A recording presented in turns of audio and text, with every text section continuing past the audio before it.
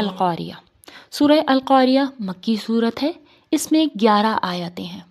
بسم اللہ الرحمن الرحیم، شروع کرتے ہیں اللہ کے نام سے جو بڑا مہربان اور نہایت رحم والا ہے۔ القاریہ، کھڑکھڑانے والی۔ یہ قیامت کے ناموں میں سے ایک نام ہے، جیسے کہ پہلے گزر چکے ہیں، جیسے الحاقۃ، الطامۃ۔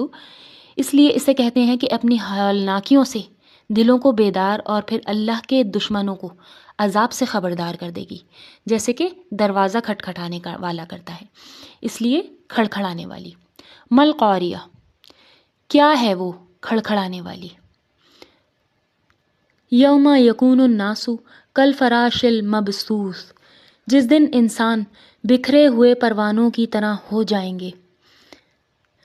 فراش مچھر اور شمع کے گرد منڈلانے والے پرندے وغیرہ ہیں، وہ بکھرے ہوئے اور منتشر ہوتے ہیں، یعنی قیامت والے دن انسان بھی پروانوں کی طرح بکھرے ہوئے ہوں گے۔ وَتَكُونُ الْجِبَالُ كَالْعِهْنِ الْمَنْفُوشِ، اور پہاڑ دھنے ہوئے رنگین اون کی طرح ہو جائیں گے، یعنی جس طرح رنگین اون ہوتی ہے اور وہ اڑتی پھر رہی ہوتی ہے، اس طرح پہاڑ ہو جائیں گے۔ فَأَمَّا مَنْ ثَقُلَتْ مَوَازِينُهُ، پھر جس کے پلڑے بھاری ہوں گے۔ موازینہ یعنی میزان کی جمع، یعنی ترازو جس میں اعمال تولے جائیں گے۔ فَهُوَ فِي عِيشَةٍ رَاضِيَةٍ، وہ تو دل پسند آرام کی زندگی میں ہوگا۔ کون؟ یعنی ایسی زندگی جس کو وہ صاحب زندگی پسند کرے گا۔ وَأَمَّا مَنْ خَفَّتْ مَوَازِينُهُ، اور جس کے پلڑے ہلکے ہوں گے، یعنی کہ اعمال کم ہوں گے، برائیاں نیکیوں پر غالب آ جائیں گی اور برائیوں کا پلڑا بھاری اور نیکیوں کا ہلکا ہوگا۔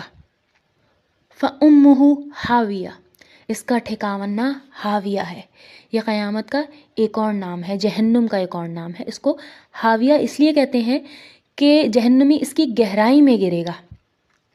وَمَا أَدْرَاكَ مَا هِيَ، تجھے کیا معلوم کہ وہ کیا ہے؟ یہ اس لیے کہا جا رہا ہے کہ اس کا شدت، اس کا عذاب، اس کی ہولناکی انسان کے تصور میں ہی نہیں ہے، انسانی دماغ اس کا احاطہ ہی نہیں کر سکتا۔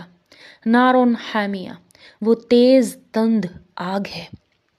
حدیث میں آتا ہے کہ انسان دنیا میں جو آگ جلاتا ہے یہ جہنم کی آگ کا 70واں حصہ ہے۔